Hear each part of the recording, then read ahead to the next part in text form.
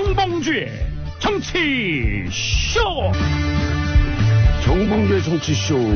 안녕하십니까. 70억 분의 1의 사나이 마성의 중독성 대체 불가 정봉주의 정치쇼 정봉주입니다. 자, 지금 이 시간 여러분이 가장 많이 찾아본 실시간 검색어 들여다보겠습니다. 통일부 장관 조명균이죠. 오늘 오전 서두르지 않고 차분하게 회담하겠다고 밝혔고요. 자, 삼성전자 지난해 4분기 영업이익이 15조 넘겨서 사상 최대 실적을 올렸습니다.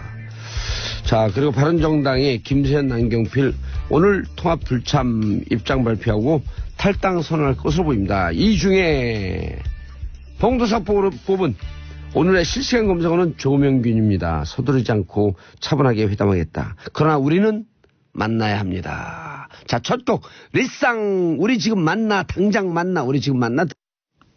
정봉주의 정치쇼 1부 순서 들어가겠습니다.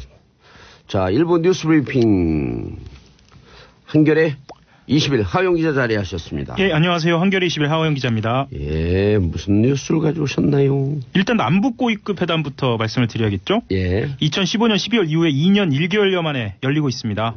오전 10시부터 시작됐고요. 판문점 예. 남쪽에 있는 평화의 집에서 열리고 있습니다. 남쪽에 조명균 통일부 장관과 북쪽에 리선권 조국평화통일위원회 위원장이 단장으로 마주 앉아 있습니다.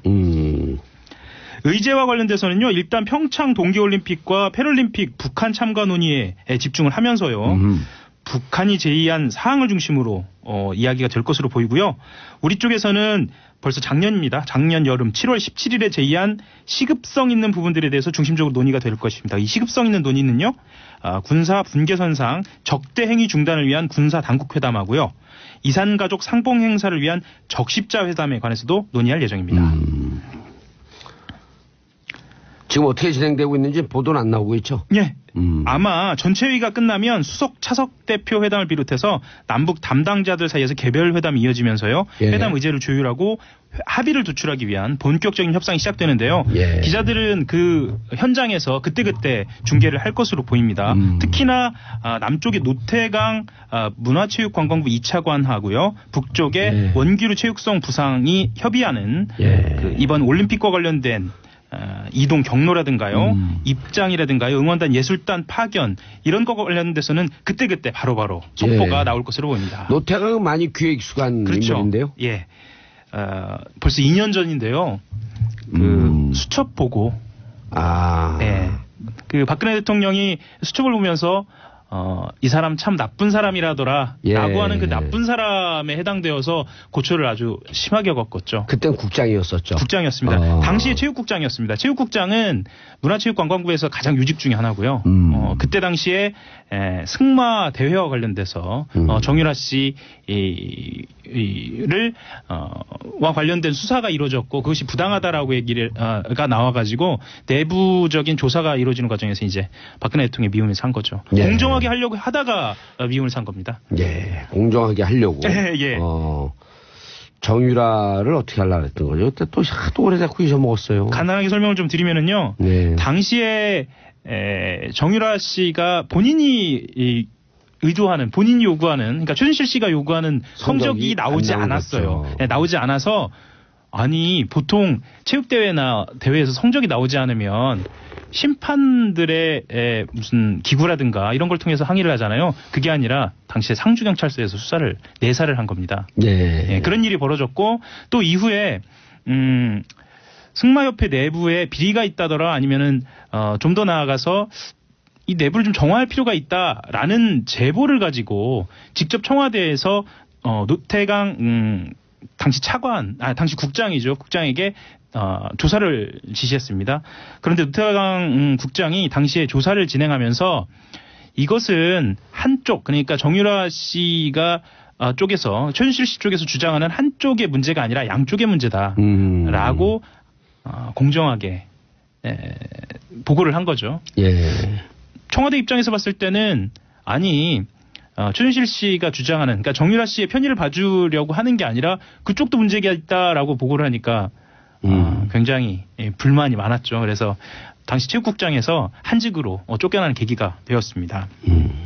그리고 2년 뒤에는 노태강 국장이 어느 직위에 있는 것을 보고 아직도 이 사람이 문화체육관광부에 있어요라고 해서 결국은 문화체육관광부에서 쫓겨나는 그런 그러니까 수모를 겪게 됐습니다. 끝까지. 뒷끝장년. 뒷끝장년이죠.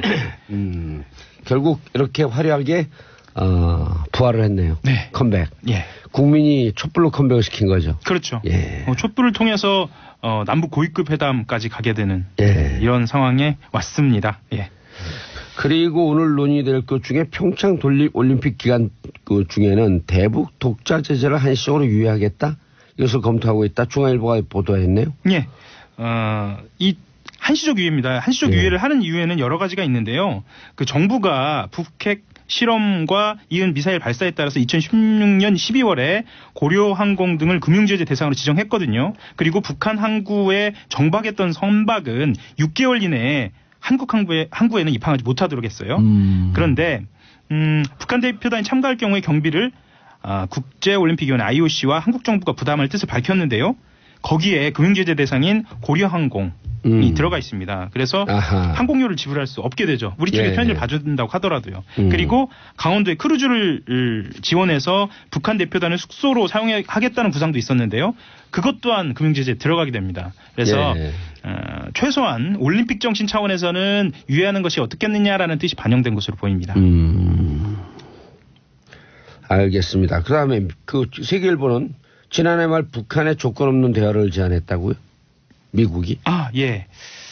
실제로 지난해 말 기억하실지 모르겠는데 틸러슨 국무장관이 이 예. 대화 제안을 했었고 예. 당시 백악관이 바로 무시를 하지 않았습니까? 예. 근데 실제로 물밑에서 이런 일이 있었다는 겁니다.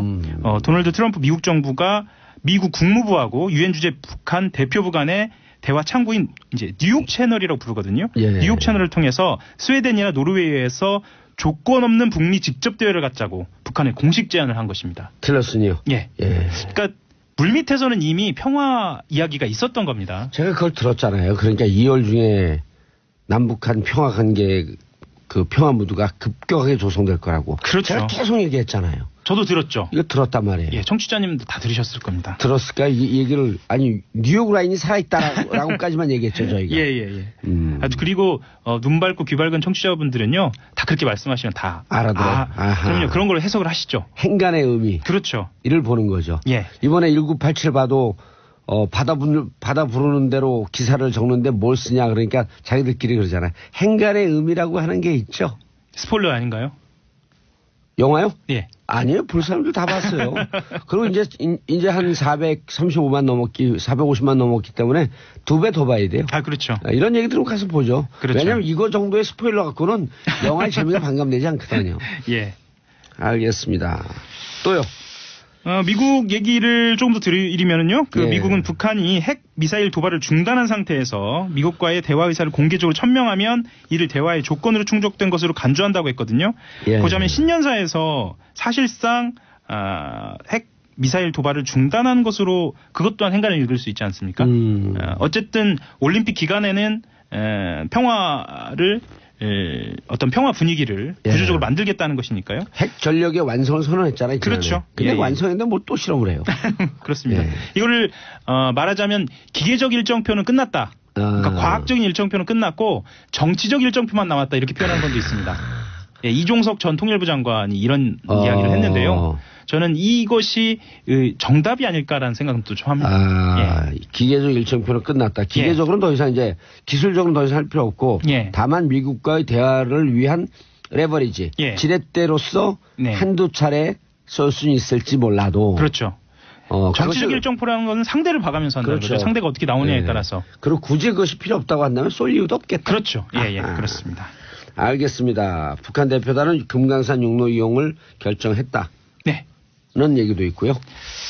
일단 알려진 얘기여서 예. 이것은 오늘 회의를 통해서 결정이 될 것으로 봅니다. 육로는 여러 가지 의미가 있는데요. 예. 금강산 쪽, 원산 쪽을 통해서 들어오는 겁니다. 그러니까 금강산 고속도로를 통해서 들어오는 건데요. 남북 군사 분계선을 육로로 넘어오는 거고요. 이게 합의가 되면 2015년 10월에 실제로 넘나든 적이 있습니다. 이후에 2년 3개월 만에 육로 왕래가 이루어지는 거고요. 말씀드렸지만 원산 얘기를 왜 드렸냐면요. 북한 같은 경우에는 평창과 북한 마식령 스키장을 연계한 원산 투자를 유치하는 전략도 있다라는 시선도 있습니다. 그리고 이번 회담에 금강산 개최 이산가족 상봉을 논의하는 것과도 이 육로로 가겠다. 와라라고 하는 것은 연계되어 있는 것으로 알려져 있습니다. 예, 알겠습니다. 자, 다음 뉴스요. 칼둔 얘기를 해야 할 것 같습니다. 예. 그 아랍에미리트의 왕세제의 최측근인 칼둔 아부다비 청장이 어제 왔습니다. 일거수일투족이 다 관심입니다. 왜냐하면 UAE와 관련돼서 이 협정이 도대체 뭐가 있느냐, 그리고 누구를 만나느냐에 따라서 어떻게 해석될 수 있느냐가 결정이 되기 때문입니다. 일단 SBS 단독 보도가 어제 나왔죠. 예. SBS 단독 보도가 나왔는데 극비 양해각서 내용 일부가 전해진 겁니다. 과거 정권이 원전 수주 대가로 맺은 비밀 협정 양해각서 안에 유사시 군사적 지원이라는 조항이 들어가 있다라는 겁니다. 유사시 군사적 지원이다라고 얘기하니까 말이 뭐랄까요? 그냥 건조해 보이는데요. 일이 터지면 개입될 수 있다는 겁니다. 어허. 2009년 12월 아랍에미리트 원전을 수주한 이명박 정부가 이듬해 4월부터 10월까지 군사 분야 양해각서 3건하고 약정 1건, 총 4건을 합의했는데 그 안에 들어가 있다는 겁니다. 지원 전력이나 기간, 방식 같은 구체적인 언급이 아니라 군사적 지원이라는 포괄적인 문구가 삽입된 것으로 알려져 있는데요. 이 포괄적이라는 게 더 문제입니다. 왜냐하면 이 포괄적인 문구가 삽입된 것으로 봤을 때 이것은 해석의 여지가 있거든요. 예. 그래서 유사시 군사적 지원을 하려면 파병이 불가피하고 이 파병에는 국회 동의가 필요한데도 이것을 왜 포괄적으로 하고 비밀로 했을까라는 지점에 대해서는 이건 분명히 좀 지적하고 또 공개가 되어야 할 것으로 봅니다. 국가를 절단내도 이제 꼼수로 절단냈네. 그렇죠. 이거 꼼수 아니에요? 이건 꼼수죠. 왜 이런 국가 간 중요한 군사적 협력 협약 관계를 비밀리 하냐고요? 최소한 내 공개 정도는 했어야 하거든요. 예를 들면 정보위에다가 그렇죠. 보고를 해야죠. 국회 정보위 같은 경우에는 일종의 뭐 협약이랄까요? 그러니까 암묵적으로 약속이 있잖아요. MOU 같은 경우도 국회 정보위는 보고를 해야죠. 보고를 하고 그것이 비공개를 전제로 하면 알려지지 않거든요. 웬만해서는. 근데 그것도 하지 않았다는 겁니다. 그리고 아크 부대 이야기가 나와서 아크 부대가 도대체 어떤 역할을 하느냐라는 것에 대해서 이야기가 나오는데요. 공개적인 파병 목적 중 하나가 유사시에 우리 국민을 안전하게 국내로 데려오는 용도다라는 이야기도 알려졌습니다. 그럼 거기가 그 상시적인 전쟁 발발 지역으로 볼 수 있는 거네. 지금으로서는 그렇지는 않은데 예. 어쨌거나 이란과의 관계에서 아랍에미리트와 사우디가 대척점에 서 있다고 볼 수 있지 않습니까? 예. 군사적으로는 아니면 여러 가지 정치적 의미에서. 이란은 시아파, 여기는 순위파. 그렇죠. 그래서 그런 점 때문에도 아랍에미리트가 본인들이 군사적으로 뭔가 좀 대책을 세워야 하지 않을까 이런 그 이야기들이 아주 오래전부터 나왔습니다. 오죽하면 세계 화약고라 그러잖아요. 그렇죠. 그렇기도 하고 그걸 또 왜 들어가? 실제로 우리나라 정유회사 그래서 SKGS가 나오는데 정유회사들한테 굉장히 중요한 곳이기도 하고요. 알겠습니다. 자, 다음 뉴스. 역시 한결의 하호영 기자 빠져나갈 수 없는 다스. 정호영 전 BBK 특검팀이 밝혀낸 다스 비자금 전체 규모가 120억이 넘는다라는 보도가 나왔어요. 120억으로 알려졌잖아요. 예. 80억을 근데 뭐 80억을 횡령을 해서 그걸 은행 금융 상품으로 돌려서 126억을 만들었나 125억을 만들었다 이렇게 알려져 있잖아요. 이렇게 알려져 있는데 크게 웃돈다라는 관계자 말 이야기예요. 크게 웃돈다. 관계자 검찰 관계자. 예, 검찰 관계자입니다. 크게 웃돈다라는 말은 그냥 5억 정도 더해지는 정도가 아니고 최소한 2배는 아니지만 상당 부분 십수억 원대, 수십억 원대가 늘어날 수도 있다는 얘기죠. 그럼 제보가 그 200억 더 있었다 그랬잖아요. 그런 제보도 있었죠. 예. 어디까지 밝혀질지 모르는 거죠. 특히나 이 이야기가 검찰 관계자한테서 나왔다는 점에서 의미가 있는데 특히나 정호영 특검팀이 지난 5일입니다. 특검 수사 당시에는 120억 외에 다른 자금이 발견될 사실이 전혀 없었다라고 이야기하는 것으로 배치됩니다. 그러면 정호영 특검도 수사 대상이 될 수도 있다. 그리고 당시에 그 수사를 했던 특검팀 같은 경우에도 어쨌거나 조사를 좀 받아야 한다. 당시 이 수사를 했던 특검 관계자들은 검찰 관계자들은 현직에서 굉장히 요직에 있습니다. 그래서 이 또한 검찰 내부에서도 고민이 좀 많을 것 같은데요. 일부에서는 경리지검 조화무계 씨 등이 관리하다가 BBK 특검 뒤에 다스 계좌로 옮겨갔다는 120억 원 외의 다른 관리자 또는 경로의 비자금일 것이다. 라는 가능성도 제기하고 있습니다. 여기서 말씀드리는 다른 관리자라고 하는 것과 경로라는 말은 저수지가 다른 파이프로 뭐랄까요? 넘어가는? 그런 가능성도 보입니다. 그래서 이 다스 비자금 같은 경우에는 상당히 심각하네요. 네, 심각합니다. 그리고 그 시점이 만약에 2007년을 예. 지난 2008년, 2009년이라고 한다면 아직 공소시효가 살아있는 거거든요. 살아있죠. 그래서 결국은 중앙지검에서 하는 지금 관련된 BBK라든가 다스 관련된 수사하고 맞물려 들어가서 이건 지금 동부지검에서 하고 있는 거죠? 지금 현재 말씀드리는 건 동부지검에서 하고 있는 겁니다. 맞물려 들어가서 하나로 합해지지 않을까라는 생각도 나오고요. 그렇다고 한다면 검찰에서는 고민이 좀 많을 겁니다. 도대체 이걸 어디까지 어떻게 수사를 해야 할 것인가에 대한 고민이 있을 겁니다. 하지만 한 점의 의혹 없이. 성역 없이. 그렇게 진행이 돼야겠죠. 이게 한겨레 보도니까 관계자라고 하는 걸 누군지 알 거 아니에요? 제가요? 예. 아니, 근데 관계자라고 하는 것이 보통, 예. 이른바 이제 기레기들이 예. 소설 쓸 때, 예. 관계자라고 하는 표현으로 쓰잖아요. 예, 근데 쓰죠. 하원 기자 기레기 아니잖아요. 저는 뭐 기레기는 그러니까 관계자가 누구냐라고 받아 죽는 대로 쓰고 소설 쓰지 않잖아요. 그럼 관계자가 누구가 분명히 있다. 이거만 있죠. 확인해 주세요. 있다. 검찰 관계자다. 있죠. 당연히 있죠. 분명한 제보다. 예, 분명한 제보죠. 분명한 정보다. 분명한 정보입니다. 그럼 맞는 얘기네 뭐. 예. 이거는 의도를 중요한 거예요. 예, 의도를 가지고 쓰는 것이 아니고 이 관계자로부터 이야기를 들었고 이 관계자는 정말 핵심 관계자고. 정말 핵심 관계자고. 예, 이 수사를 주도하는 누군가고. 예. 성함은 말씀드리기 좀 어렵고. 말 안 해도 돼요. 안 물어볼 거예요. 예. 예. 그 당시에 120억 원을 웃도는 다스 비자금을 찾아낸 것, 당시 파견 검사만 좀 말씀을 드리겠습니다. 예. 현재 부산고검장인 박정식 당시 부장검사, 예. 현재 수원지검 1차장인 차명기 검사, 예. 현재 대검 검찰연구관인 조재빈 검사였습니다. 알겠습니다. 한겨레 이슈의 하영 기자 인사하시고요. 예. 한겨레 이슈의 하영이었습니다. 예, 저는 광고 듣고 2부 언니 뉴스로 정봉주의 정치쇼 2부 언니 뉴스 들어가겠습니다. 자, 최민희 의원님. 안녕하세요. 네, 안녕해요. 오늘 헤어가 좋아요. 네. 굿헤어. 네. 굿헤어는 들어봤어도 굿. 헤어스타일에 싹 숏컷을 바꾸고. 네. 예. 목소리도 예쁘시고. 이제 감기가 다 나았는데 봉도사님 목소리가 조금. 예, 감기가 계속 들어있어요. 고생하십니다. 예. 그리고 양지열 변호사님. 예, 안녕하세요. 예, 아주 아름다운 패딩을 입고 예. 추위를 많이 몸매가 쫙 살아요. 감추면 사는 거죠, 몸매를. 예. 노래 부르는 사람도 없어요, 고란 기자님? 고란사이. 노래도 안 나오네. 목소리가 정말 힘드시다. 일부. 오. 예, 안녕하세요. 노래 많이 불렀구나. 그러셨어요? 예. 안녕하세요, 고란입니다. 예.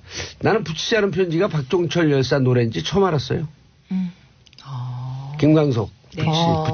붙이지 않은 편지. 전 지금 들었네요. 예. 그게 잘 몰랐어.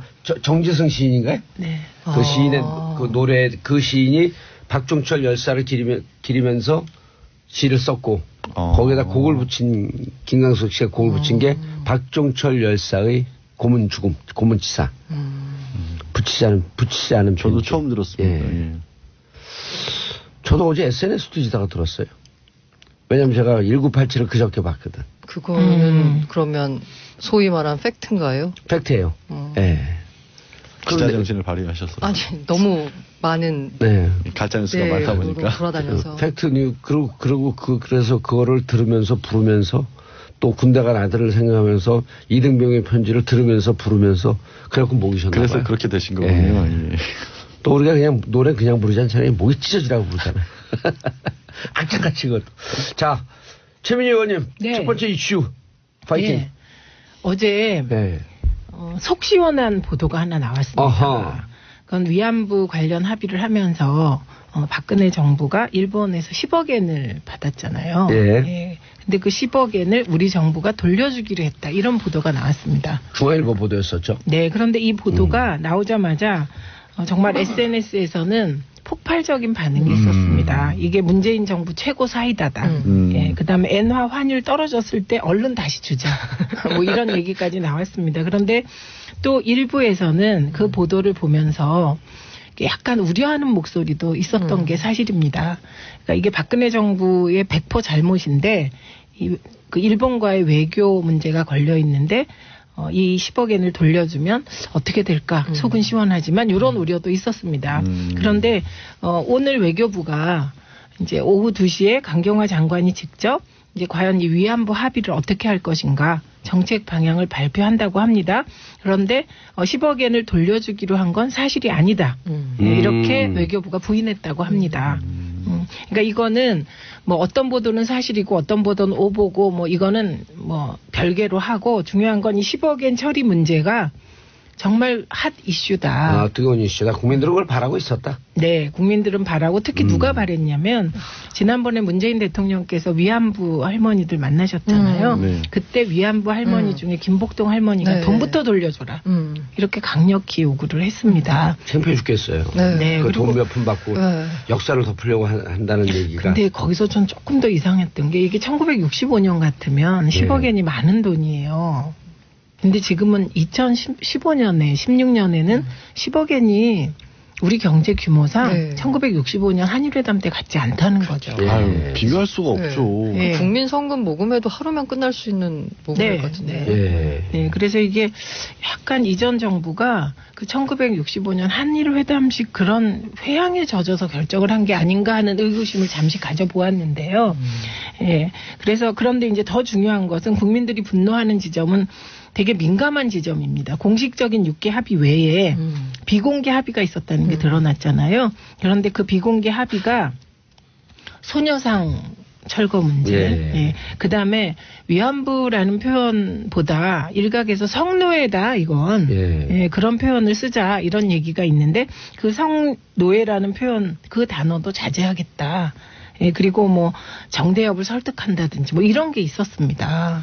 성노예는 섹스 슬레이버리 이거는 미국에서 쓰는 공식적인 그렇죠. 표현이에요. 네. 그런데 위안부 컴포트 위민이라고 하는 것은 미국 일본이 쓴 것을 우리가 그대로 그냥 한일 관계 때문에 받아준 거거든요. 네. 그래서 전쟁 성노예라고 얘기해야죠 당연히. 그렇죠. 근데 그 단어도 자제하기로 합의하기까지 너네들끼리 했다는 거예요. 그럴 때 우리가 얘기한 너네들끼리. 네. 그리고 이게 특히 이제 국민들을 분노하게 하고 할머니들을 분노하게 한 것은 이게 불가역적임을 명시했다는 거잖아요. 그것도 우리가 제안해서. 네. 그래서 이 부분에 대해서는 그 국민들의 정서 그리고 이게 피해자 입장을 가장 우선시해야 되는 협상이잖아요.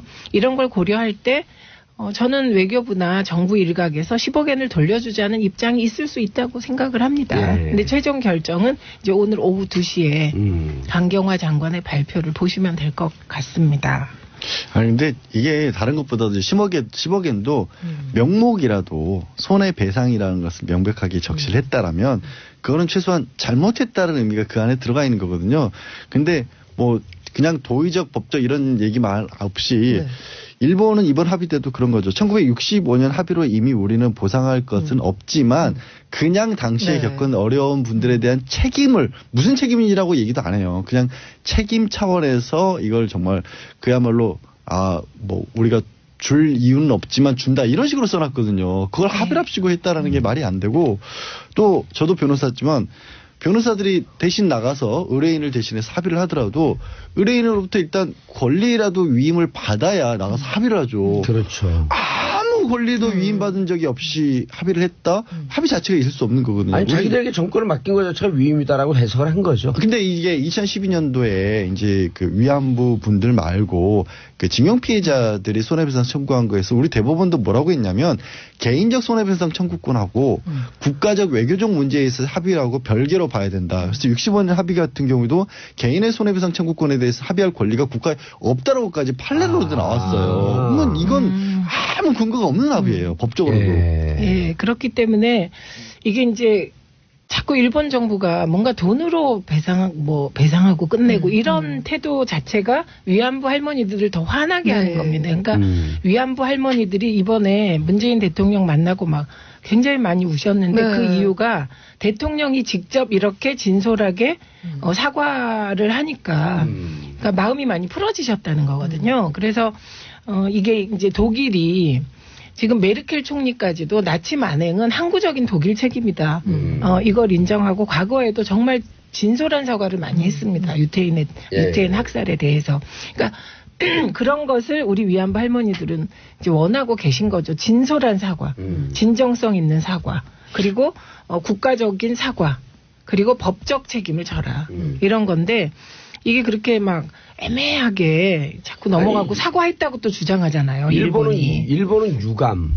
그리고 이런 거예요. 그냥 사과한 것으로 보여. 미안한 것 같아. 제가 이거는 정말 문제가 또 제가 말씀드린 거 아까 국내법적인 문제를 말씀을 드렸고요. 사실 그 이면적 합의는 성노예란 표현 그리고 이제 기린비란 표현을 쓰지 않습니까? 소녀상과 마찬가지로 일본인들이 만행을 저지른 것을 세계 곳곳에 지금 설치를 하고 있는데 거기도 반대를 해달라고 우리에게 요청한 거예요. 이게 얼마나 황당한 얘기냐면 우리가 대표적인 피해자긴 하지만 당시에 이런 문제는 우리에게 그치는 게 아니라 동남아시아 곳곳에 있었고 유럽에도 피해자들이 있었고요. 맞아요. 중국에도 있었어요. 근데 한국이 덜컥 나서가지고 우리는 이런 문제가 없었던 걸로 합의를 해버립니다 하면 세계 곳곳에 있는 피해 할머니들 그 당사자국들은 한국을 바라보면서 니네 뭔데 나가가지고 덜컥 그런 합의를 해가지고 일본이 아무 잘못도 저지르니까 아닌 것처럼 도와주느냐. 이거 국제적으로 외교 문제도 사실은 엉뚱한 데서 일으킬 수 있는 합의인 거거든요. 아니 2015년 12월 28일 날 그렇게 합의하고 나자마자 중국에서 바로 항의했잖아요. 그럼요. 국제 망신이에요. 국제 망신. 망신이 맞습니다. 그 망신 외교를 이전 정부가 했던 거 맞고요. 근데 이제 문재인 정부는 집권 여당으로서 책임 있게 이 문제를 해결해 나가야 되잖아요. 그러니까 그 과정에서 10억엔을 돌려주자. 저는 국민들의 이런 의견도 있을 수 있고 수렴도 해야 된다고 생각합니다. 그래서 이 10억엔의 향방에 대해서 일단 집행을 유예하겠다. 예, 요 정도의 반응이 나오지 않을까 예측되고요. 그다음에 이미 이제 이게 집행된 돈이 있습니다. 예, 그래서 한 46억 정도가 이제 치유금 명목으로 일부 할머니들께 간 것 같아요. 그래서 본인들도 모르고 통장에 돈이 들어왔다는 거 아니에요. 그래서 그 치유금 명목으로 집행된 46억에 대해서는 국비로 이제 그러니까 보관을 하고 있겠다. 예. 그리고 강경화 장관의 얘기 중에 우리 정부가 그 정도의 돈은 가지고 있습니다. 그 말이 되게 아니 정부에서 이러저러하게 야당이 반대하고 못 돌려주겠다고 하면요, 우리 국민이 그 정도 돈 있거든요. 그거 모금하면요 하루 반나절이면 들어옵니다. 어머 봉도사님 할 일이 또 생길 것 같기도 해요. 아니 46억이요? 얼마나 빨리 모을 수 있는지 한번 보여주자고 한 3시간 만이면 들어와요. 네, 저도 내겠습니다. 그게 우리 국민들의 입장에서 보면 돈입니까? 돈도 아닌 거지. 에이 먹고 떨어져라 46억. 네, 이게 일부에서요. 지금 이제 북한 선수단이 이번 동계올림픽 참여를 위해서 올 때 그 비용을 우리가 되냐 마냐 이거 갖고 논란이 되잖아요. 그러면서 일부 보수나 뭐 야당 쪽에서 그 체류비를 대주면 국민적 자존심이 허락하지 않는다 이렇게 말씀을 하시는데 지금 이게 국민적 자존심이 걸린 문제입니다. 10억엔. 아니 나 북한 선수들 돈 대주면 국민적 자부심이 드러날 때. 네, 그렇죠. 돋보일 것 같은데. 자존감이. 그게 왜? 네, 어쨌든 우리나라 언론들 이상한 언론들 많아.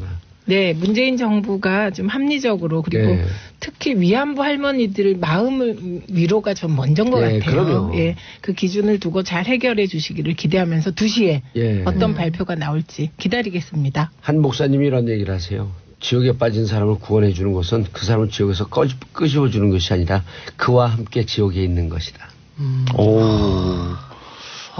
그러다 보면 그건 뭐야 마음의 위안이 된다는 거예요. 네. 예? 그 되도 않는 그 할머니들한테 무슨 해결책 해준다고 아니 누가 거기서 그 정권에서 끝내라 그랬어요. 마르고 닳도록 될 때까지 우리가 버티겠다는데. 자, 이 모든 게 최저임금 인상 탓이 되는 거예요. 아, 요새요, 정말, 언론 보면, 최저임금 때문에 치킨값도 오르고, 최저임금 때문에 뭐도 되고, 아우, 정말, 진짜 그런가요? 그게요. 지금 최민희 의원님 지적하신 것처럼, 이제, 저도 이제 기자를 하다 보니까, 예전에 이제 재밌는 현상들이 있으면, 사실 기자들이 이렇게 좀 연결시키려는 그런 게 있지 않습니까? 최저임금 오른 이후에 이런 일이 벌어지고 있다. 예를 들어서 뭐 압구정도의 뭐 아파트에서는 경비원 분들을 해고하는 일도 90몇 명을 있었고 해고했다 96명을 한꺼번에 해고한 일도 있었고 뭐 대학교에서는 뭐 숙련된 노동자들이 그만둘 때가 되니까 그분을 충원을 하는 게 아니라 대학생 아르바이트를 채용을 하고 있었고 일부 업체이긴 하지만 실제로 뭐 비용 인상을 이유로 해서 프랜차이즈 같은 것에서 가격을 올리겠다는 얘기도 나오고요. 또 이른바 직장 갑질을 신고할 수 있는 그런 곳들에 신고도 들어오기를 하고 있다고 합니다. 실제 뭐 최저임금이 올라가니까 주던 점심 식대 이런 것들을 안 줘서 실제로 내 돈으로 밥 사 먹다 보면 이게 임금이 더 깎이는 효과가 있다. 그런데요. 이게 이제 법적으로 따져보면 인과관계라는 표현을 씁니다. 원인하고 결과. 엄밀히 따져서 실제로 원인하고 결과가 이게 최저임금 때문이냐 내지는 전체 근로자들의 퍼센티지를 따져봤을 때 몇 퍼센트나 될 것이냐를 놓고 보기에는 너무 빨라요. 우리 뭐 자기 고백을 하나 하자면 제가 기자할 때는 이런 얘기했어요. 전국에서 기자가 사례 3개만 모으면 전국적인 현상으로 만들 수 있다. 기사 쓸 때는 이런 얘기를 정말 부끄러운 자기 고백을 하기도 했는데요. 아직은 좀 너무 이른 것 같아요. 이게 최저임금 때문이라고 하기에는. 근데 어쨌든 그런 얘기들이 언론은 좀 보도가 많이 나오고 있습니다. 그 어떤 현상을 설명할 때 원인이 되는 여러 가지가 있는데 그걸 일일이 다 열거해주면서 하기에는 너무나 읽는데 복잡하잖아요. 그래서 일단 눈에 확 들어오는 거 최저임금 인상 이꼴 이런 지금 나타나는 문제 이렇게 연결해서 이제 기사가 나오고 있는데 정말 모든 게 최저임금 인상 탓인지는 사실 뜯어보면 실제로 이제 임금 근로와 관련해서 영미 쪽에서도 우리뿐만 아니라 최저임금이 올라갔었을 때 일자리가 줄어드느냐 이런 연구들은 굉장히 많은데 중론은 정말 다수의 학자들의 얘기는 실제로 인과관계가 밝혀진 바 없다라는 것이고요. 미국 같은 경우 최근에 좀 줄어들었다라는 연구 결과가 나오긴 했는데 2배를 늘렸더니 좀 줄어들었다고 합니다. 2배로 늘렸더니? 네, 우리는 16.4%거든요. 16.4%도 지난 10년간 동결됐던 거 아니에요? 그러니까요.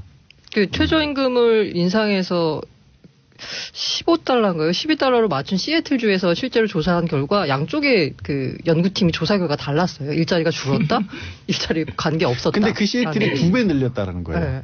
그러니까 우리랑 비교할 때가 아니라는 거죠. 근데 그리고 연초 되면은 어쨌든 물가는 게 오르잖아요. 네, 계속. 맞아요. 네, 그래서 정부에서 발표를 했습니다. 최저임금이 이제 많이 오른 시기, 그게 이제 1994년, 뭐 2006년, 2007년 이렇게 해서 해보니까 그때 일자리가 줄거나 물가가 최저임금 인상으로 급격하게 올랐다는 근거는 없다. 이렇게 발표를 했고요. 근데 이제 다만 일시적으로 이런저런 부작용이 나타날 수는 있다. 예. 얘기하세요. 네. 네. 그런데 지금요, 언론 보도 제목 쭉 보세요. 예, 지금 제가 포털 들어가서 이렇게 최저임금과 관련한 최저임금 치고 검색을 해보면 전부 다 부정적인 겁니다. 그 노안 때문에 안 보여요, 저는. 어머나. 피부하고 노안은 너무 안 어울려요. 아니, 노안 때문에 멀리 있는 건 안 보여요. 그래서 이게 전부 다 정부가 최저임금 파장을 축소하기 위해서 뭐 어떻게 했다. 최저임금 인상 부작용이 심각하다. 그러니까 언론이 오히려 더 부추기는 것 같아요. 네, 그런 느낌은 없잖아 있죠. 그럼 또 데스크 입장에서는 다른 언론사에서 계속 기사 나오는데 좀 취재 좀 해와봐. 왜 넌 안 써 이걸? 아니 근데 이제 사례가 실제로 보면 눈에 보이긴 해요. 왜냐하면 저도 이제 가끔 차를 주말에만 주로 쓰는데, 요즘 주유소들이 무인 주유소가 늘어나는 것 같다? 그러니까 이게 사람이 선입견을 가지고 뭔가를 보기 시작하면 자꾸 그런 것들이 최저임금 때문에 그런가? 그리고 이제 아주 영세한 업장들에서는 실제로 고충을 호소하기도 해요. 그 물가 상승의 원인 중에 최저임금이 인상이 있죠. 당연히 들어가 있는데 너무 그런 현상을 전체 원인으로 포장하는 건데 실제로 그 자영업자들 가운데 임금이 그 비용에서 임금이 차지하는 비중이 20%에서 30%밖에 안 되거든요. 그런데 그게 올렸다고 해가지고 이게 그 프랜차이즈나 이런 데서 다 뭐 가격을 올려버리는 건 오히려 최저임금을 핑계로 이 틈에 한번 올려보자. 라고도 볼 수 있는 거죠. 그런데 어쨌든 그 영세하게 자영업하는 분들 실제 힘들죠. 그 부담들이 있거든요. 근데 지원 금액이 있어요 이번에. 지원 금액이 있기 때문에 오히려 지원 금액 탈 수 있는 그 방법을 좀 알려주시는 게 낫지 않을까? 그래서 실제로 그 3조 원을 풀었거든요 정부가. 그런데 지방에 있는 영세 사업장들 중에서는 돈이 정부에서 지원금이 나오는지조차 모르는 분들이 많이 계시대요. 그래서 이제 그분들에까지 다 갈 수 있도록 홍보를 좀 더 강화를 하고. 그러니까 그건 SBS의 문제예요. 제가 보기에는. 네? 갑자기. 제대로 정치쇼가 서울, 부산밖에 안 나와요, 이게. 근데 어떤 데서는요. 나머지가 안 나오니까 이거 SBS 사장님 좀 정신 차리세요. 이게 다른 지방에도 좀 나오게 해주세요. 역으로 거꾸로요. 최저임금 비율로 맞춰야 정부 지원금을 받을 수 있다고 해서 임금을 깎아버린 데도 나왔다라는 거예요. 예? 그 비율에 최저임금으로서 정부 지원을 받으려고 깎아버린 데도 있다는 거예요. 근데 지금 말씀드리는 것은 극히 일부인데 극히 일부들을 이제 극히 일부라도 이건 자극적인 소재가 되는 건 맞다 보니까 기사를 쓰면 마치 이게 전체 현상처럼 보이는 안타까움이 있다라는 거죠. 근데 저는 정말 화나는 게 7,560원인가 그렇잖아요? 네, 7,530원이요. 아, 내가 또 3,000원 올렸네. 올리고 싶으신가 봐요. 7,530원인데 이게 최저임금이잖아요. 네. 이 밑으로는 주면 안 된다. 네. 근데 우린 최고임금에 되어 있어요. 여기까지만 줘. 그러니까 7,530원이므로 난 8,000원 주겠다, 8,500원 주겠다. 저희가 강남에서 그 벙커 운영하면서 10,000원을 줘봤더니 그 정직원들보다도 더 가져가는 거예요. 정직원들이 이제 대학교 갓 졸업한 친구들이니까 그래갖고 정직원들 얼굴을 팍 올려버렸어요 그냥. 진짜 잘하셨어요. 근데 10,000원을 좀 버티기 힘들더라고. 그래서 그래요? 8,000원 내렸어요. 8,000원도 최저임금 최저치보다 높네요. 아니 그래서 그 정도서부터 이렇게 점진적으로 올라가면 버티겠더라고. 근데 혹시 지금 이 정치쇼를 듣고 계신 자영업자가 계실 것 같아서 신청하는 법을 좀 잠시 예, 그걸 알려주세요. 예. 나도 신청해야지. 네, 일자리 안정자금은 근로복지공단 담당입니다. 그래서 근로복지공단. 전화번호 예. 1588-0075 1588-0075 그리고 1588-0075 예, 1350 하나만 알려주시면 되지 않을까? 그러면 1588-0075 1350 예, 요렇게 1350 예, 뭐예요? 국번 없이 1350 그러니까 1350 네, 국번 없이 1350 그냥 누르셔도 되고 1588-0075 예. 1350 일이 삼삼하게 오고 있구나 하는 뜻이네. 네, 1350이 더 좋을 것 같아요. 1350. 예, 문의하시면 되는데요. 근로복지공단에 신청하시면 됩니다. 예. 그래서 지금까지 신청 현황을 보면 300건 정도가 신청되어서 너무 미미해요. 예, 그래서 이제 이게 지금까지 집행된 거라는 거고, 그러니까 앞으로 더 많이 늘 거라고 생각을 합니다. 국번 없이 1350 자영업 영세 자영업 하시는 분들 그리고 주위에 계신 분들 어디 예를 들어서 내가 갔는데 직원이 한 몇 명밖에 안 되는 자영업이에요. 뭐 치킨집 이런 데도 다 해당되는 거 아니에요? 네, 그리고요. 아니 잠깐만 해당돼야 돼요. 네, 치킨집 되죠. 그럼 그런데 치킨 근데 사러 가고 기준이 있습니다. 30명 이하의 사업장. 30명 고용. 재벌이에요. 그렇죠. 그거 알려드려야지. 그리고 사업주가 연중 1회만 신청하면 한 번만 신청하면 1년 동안 받으실 수 있고요. 1350. 네, 국번 없이 그리고 1350. 고용 인력 1명당 매월 13만 원을 지원받게 되니까 이번에 최저임금 인상분이 다 보존이 됩니다. 그리고 지원금 신청 아까 전화번호 알려드렸는데요. 직접 가실 경우는 4대 사회보험공단 지사 다 됩니다. 직접 못 가요. 왜 아니 그러냐면 근데 갈 수 있는 데도 있어요. 알바 또 써야 고용노동부 되니까 고용센터 또. 있고 은면동 사무소. 읍면동 사무소? 네. 주민센터 또는 행정복지센터에 방문하시면 되고요. 그다음에 일자리 안정자금 홈피가 있습니다. 거기 들어가셔서 일자리 안정자금 홈페이지. 거기에 들어가셔서 해도 됩니다. 그러니까 길이 많이 있다. 예, 지방에 계신 분들은 직접 홈페이지 들어가거나 혹은 방문하기 힘드니까 전화 1350. 네. 근데 이렇게 지원을 하는 것 놓고도 정치권에서 굉장히 말이 많아요. 이게 진짜 자본주의 시장에서 있을 수 있는 일이냐. 3조 원이라는 돈을 벌어서. 게다가 이번에 한 번 주고 끝나면 뭐 글자가 들어 언발에 오줌 누기 아니냐라는 식으로 비판도 하고 있고 뭐 이 최저임금 올리는 바람에 노동자들만 오히려 더 힘들다는 식으로 일제히 또 비판만 하고 있어서 그것도 편견을 만드는 거예요. 그러니까 그래서 얘들이 조금 걱정스러워요. 비판이 뭐냐면 내 세금으로 왜 영세 자영업자를 보존해 주느냐라고 하는 비판이 나온다라고 하는데 저는 이 부분에 있어서 일종의 뭐 사회적 합의 같은 게 있어야 된다라고 생각을 홍준표 해요. 대표는 나라에서 임금 보존해 주는 건 사회주의 국가에서 하는 것 이런 말까지 하는데 이 나라가 사회주의 국가면요 누가 그랬잖아요. 홍준표 대표 같은 분은 벌써 잡혀갔어요. 사회주의 국가면. 5307 사회주의 국가 아니란 얘기예요. 그러니까 사회적 합의지. 자 5307님 최저임금 정해도 못 받는 사람이 훨씬 많아요. 김성민님, 우와, 사이다 최저임금, 최고임금이 아니죠. 맞습니다. 근데 우리가 지금 끝날 때가 됐지 않았나요? 이제 끝나고 다시 집에 갈까요? 아니면 광고 듣고 다시 올까요? 다시 올래요. 예, 광고 듣고 다시 돌아오겠습니다. 채널 고정하소서. 정봉재 정치쇼 3부 언니 뉴스 계속 이어가겠습니다. 지금 어느 분들과 함께 하고 있는데 어느 분들이 누구시죠? 어디 갔지? 저 최민희입니다. 예, 최민희 의원님, 양절 변호사님, 고란사. 예. 중앙일보 기자님 읽어주세요. 고란 기자님 이거. 예, 오늘부터 청취율 조사 기간, 청취율 조사 전화 받으면 당황하지 마시고 이렇게 답변하시면 됩니다. 따르르 어제 30분 여보세요? 여보세요? 네. 어제 30분 이상 들은 라디오 프로그램 있어요? 정봉주의 정치쇼요. 아, 네 먼저 해야 돼. 네. 네. 정봉주의 정치쇼요. 아, really? 방송국은요? SBS죠. 스포츠 이름 안 돼요. 진행자는요? 아, 봉도사 아니면 안 되고 아니고 정봉주. 띵동댕. 자, 커피 한 잔 쏘겠습니다. 자, 다음 이슈로 넘어갑니다. 누구죠? 고란 기자님. 네, 어린이집 방과 후 영어 수업 금지. 오는 3월부터 됩니다. 이것도 뭐예요? 이게 왜 그러냐면 어린이집에서 영어 수업은 알파벳 정도 해줄 거 아니에요?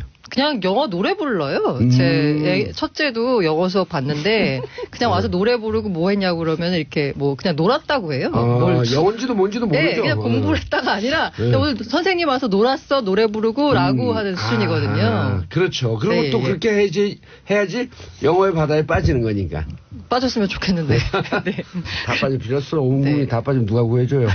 이게 왜 그러냐면 그 선행학습 금지법 이게 되면서 유치원하고 초등학교 1, 2학년은 영어 방과 후 수업이 전면 금지됐습니다. 그런데 이게 그 정부 기관 체제가 교육부는 유치원하고 초등학교 1, 2학년은 교육부가 다릅니다. 네. 근데 어린이집은 보건복지부가 다릅니다. 해요. 네. 그래서 교육부가 이렇게 시행을 해서 못하게 하니까 어린이집도 금지해달라라고 복지부에 요청을 한 거고요. 그래서 아직 구체적인 시기는 정해지지 않았는데 한 대충 3월부터 신학기가 시작되는 3월부터 금지될 거다라고 보고 있는데요. 이에 대해서 이제 학부모들이 반발이 심하죠. 아니, 이제 이런 사교육, 뭐 선행학습 이런 얘기가 나오면 이게 이제 교육부에서 처음엔 초등학생들 금지한 네. 이유가 그 나이 또래까지는 한국어를 그렇죠. 더 익숙해져야 뭐 정서적으로도 그렇고 오히려 교육에도 도움이 네, 된다. 네. 취지는 정말 공감을 해요. 저도 네, 맞다라고 생각하는데 문제는 우리 현실이 학부모들이 과연 이걸 따라줄 만한 사회적 합의가 될 것이냐. 우리는 그게 너무 안 맞거든요, 사실은. 이거 교육부에서, 그러니까 방과 후 수업이라고 하는 게 결국 아이들이 초등학교 저학년 일찍 끝나고 학부모들이 데려갈 수 없는 경우들도 있으니까 네. 한두 시간 이렇게 더 연장해서 수업하고 별도 선생님들이 오셔서 하는 거잖아요. 그럼 그걸 막았다고 그럼 다른 데 가서 안 시킬까? 저는 정말 잘 이게 모르겠어요. 그러니까 공교육 테두리 안에서 제외시키는 거예요. 선행학습 금지. 그러니까. 그러면 공교육에서 선행학습을 금지하면 과연 선행학습이 완전히 금지되냐가 아니라 오히려 사교육이 더 커지는 거죠. 근데 영어 유치원의 경우 네. 저도 고백을 하나 하자면 우리 둘째를 낳았을 때 영어 유치원을 보내라고 하도 부모님이 그러셔서 알아본 적이 있어요. 네. 근데 그 당시에 한 달에 270만 원이었어요. 그 당시에 비싼 집이네요, 우리 애가 지금 거기는. 그 고3 너무 비싼데요? 비싼 데가 있었어요. 네, 그런 데가 있었습니다. 그때도. 네. 그래서 부모님 이건 아니옵니다. 제가 집에서 하겠습니다. 그러고 안 했죠. 최 의원님이 아까 270만 원이라고 했는데 그거는 진짜 정말 비싼 너무 거고요. 예. 시민단체인 사교육 걱정 없는 세상이 실태조사를 했더니 2016년 말 기준으로 서울 시내 영어 유치원이 237곳이 있습니다. 월 평균 학원비가 약 103만 원이고요. 최대가 216만 원이었는데 도대체 어디를 가? 거기는 종일반. 종일반. 아, 요거는 종일반의 지금 4시간, 경우? 네, 5시간이에요. 맞아요. 종일반. 여러분들이 모르는 게 있어요. 네.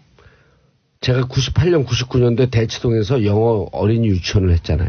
참고로 청취자분들이 알아두셔야 될 게 영어 유치원이라고 하는데요. 이게 법상으로는 그냥 영어 학원입니다. 맞아요. 네. 네. 그래서 여기 선행학습을 금지하지만 영어 유치원은 막을 방법이 없습니다. 이건 그냥 학원이니까요. 영어 학원이에요. 네. 네. 예. 그때 우리가 120만 원 받았어요. 98년도예요? 정말 떼부자죠. 6시간짜리. 그래서 돈이 그런데 그렇게 잘 많으시구나. 됐어요? 잘 됐죠. 정말. 대한민국의 모든 조기교육, 사교육의 원흉은 저예요. 어머 도사님 그러다 네. 금방 그만두셨죠? 금방 네. 그만뒀죠. 네. 그리고 해외 그 조기 유학 가는 것도 하다가 그 그만뒀어요. 다른 사람. 잘하셨어요. 잘하셨어요. 네, 그거에 대한 반성적 고찰, 반성적 성찰로 국회의원이 돼서 열심히 살았어요. 근데요, 이 조기 영어 교육을 하지 말라는 게, 예. 그 5살 정도 된 아이들이 뭐 영어 교육을 해도 효과도 없고, 그럼 너무 스트레스 받아요. 네, 그래서 애들의 애들이요. 스트레스 때문에 오히려 거부감도 생기고, 네, 예. 교육적 효과가 없다는 거잖아요. 그런데 네. 이제 제 첫째가 지금 이제 6살이 됐고 뭐 지금 영어 어린이집에서 방과후 수업을 받는데요. 이게 일주일에 2번 한 30분인가 40분 하는데 2만 원이에요. 저는 이 가격을 보고 정말 깜짝 놀랐거든요. 이게 밖에 있는 학원을 하면 3, 40만 원 정도 하거든요. 그쵸. 그런데 이렇게 이제 싸게 해서 저는 굉장히 좋아했고 그리고 애기가 좋아하니까 그러니까 노래 부르고 그냥 노는 거니까 공부가 아니라 그런데 아예 이걸 금지한다고 하면 이런 불안한 부모들은 당연히 학원을 찾을 그러니까. 테고 그럼 추가 지출이 일어날 테고 여기 시장은 더 커질 테고 그리고 금지한다고 해도 이게 그 풍선처럼 어딘가를 빠져나가거든요. 네, 예. 그래서 이게 과연 취지는 좋은데 취지는 좋죠. 이게 과연 막는 게 맞는 건지. 저도 이제 그 사교육이나 조기교육 네. 이런 게 좀 심한 지역에 네. 살고 있긴 합니다만 주변에서 보면 결론은 그래요. 첫째한테 많은 걸 투자했던 부모님들이 둘째가 그거 해보이 안 되더라라고 제가요, 하는데 압구정동에 한 카페를 갔는데 네. 초등학교 한 1, 2학년쯤 돼요. 네. 근데 엄마가 Hey Alex. 근데 영어로 교수하는데 엄마는 영어를 잘해요. 근데 애가 한 3번쯤 대답해. Yes, okay. 네. 그래 엄마가 어쩌고저쩌고 뭐 이제 수업에 뭐 했냐 어쩌고 그러니까 애가 그만해 스트레스 받는단 말이야. 그런 얘기 있었어요. 집에서 우리가 이제 비용 안 들이고 네. 영어 한다고 가족이 영어로 대화하기로 해서 대화가 없어졌다는 거. 아니 영어를 잘하면 괜찮은데 전 되게 안쓰러운 게 엄마가 영어가 굉장히 영어를 못하는데도 불구하고 막 해요. 막 해요 애한테 영어를 시키겠다고 뭐 하는 일인가 싶은. 아니, 저 그거 보는데 저만 그걸 듣고 있는 게 아니라 주위 사람들이 듣고 있다가 애가 그만해도 엄마는 얼굴 빨개는데 주위에서는 고개 숙이고 운동하고 사람들이 효과 없어요. 네. 아니 이게 보면 효과가 저는 이제 이런 것 같아요. 냉정하게 얘기하면 있는 아이들도 있기는 있을 거예요. 아니 정말로 뭐 있죠. 있기는 있어요. 네. 아니, 주식에서 떼부자 된 사람들이 있기는 네. 있는데 모든 사람이 그럴 수는 맞아요. 없는데 왜 전 국민이 다 영어를 잘해야 돼? 아니 우리 여기 이 사람 이름이 뭐지? 양언니. 양언니. 아니, 양언니만 생각나고 이름이 생각이 안 나고 양언니가 변호사 아니에요. 네. 모든 사람이 이렇게 법을 다 잘 알고 외워야 돼요? 똑같은 거예요. 그럴 이유는 없는데 우리는 이게 엉뚱한 대로 항상 가는 것 같아요. 근데 예. 그거를 정부에서도 설득력 있게 좀 정책을 하면 좋은데 예. 아직까지는 약한 것 같아요. 우리가 실천적으로 한번 보여줄까요? 지금서부터 이제 5초 동안 영어로 얘기합시다. 어머 어떡하지? How can 이렇게 I 대화가 없으면 없어. 안 돼. 그럼 저는 생각나는 게 영어 못해요 이렇게 예. 말하면. 아니 대화를 하자면 입을 다물니까 청취자들 얼마나 답답하겠어. 아니 방송사고인가? 그러게나 말입니다.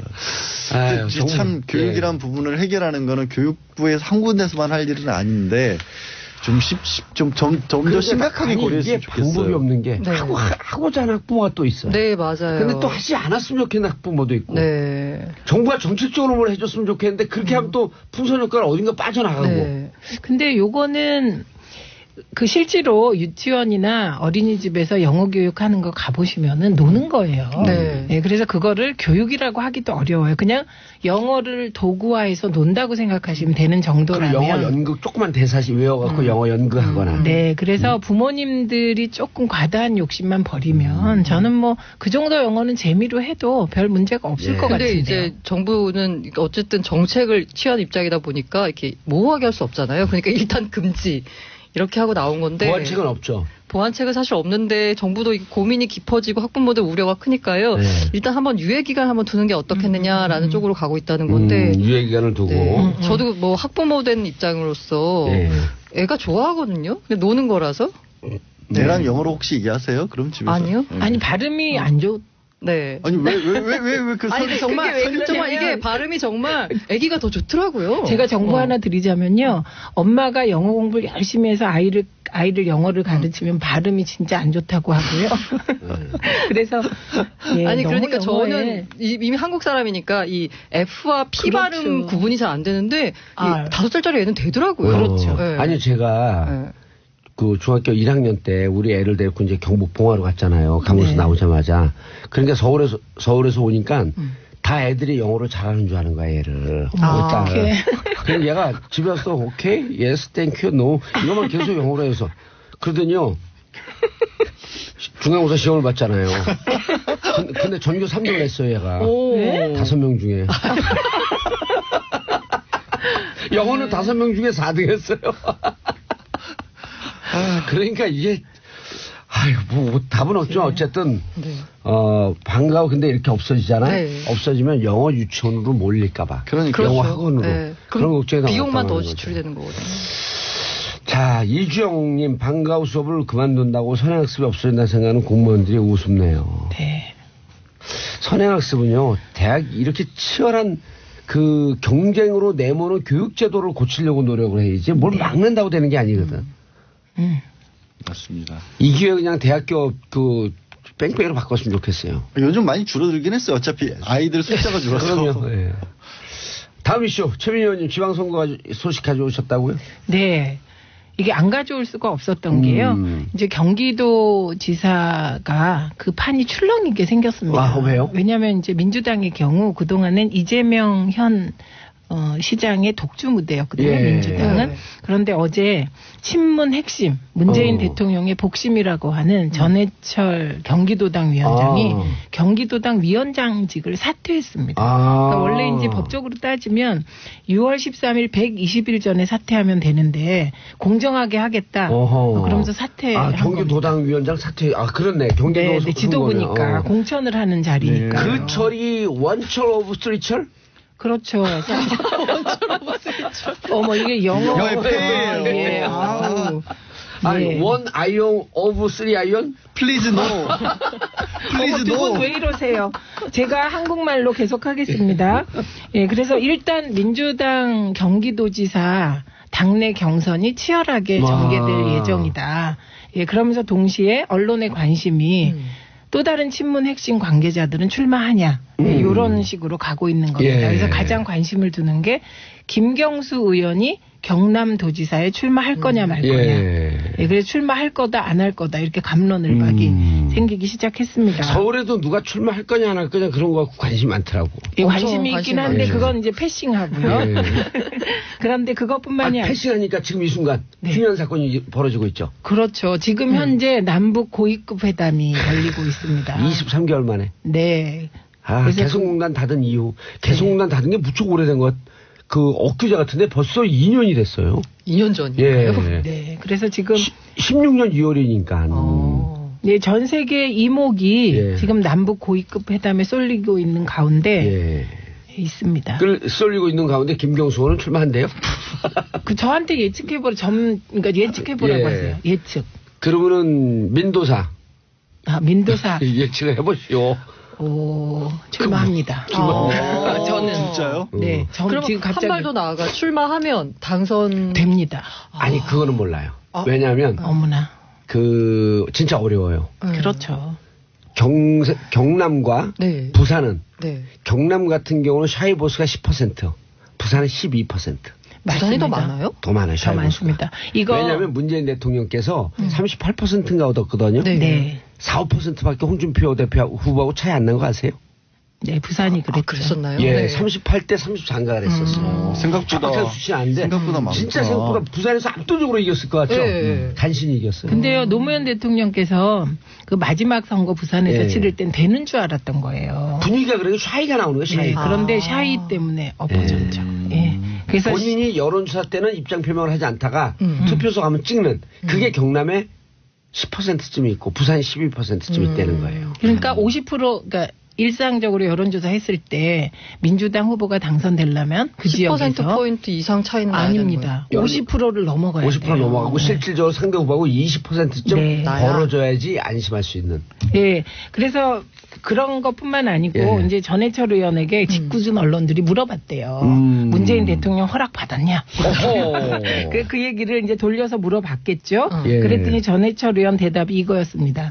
일일이 여쭙고 하는 건 적절치 않다고 생각한다. 예. 그럼에도 문재인 대통령이 반대하신다면 제가 당연히 안 했겠죠. 이렇게 정치인 다운 말을 이렇게 어렵게 해요.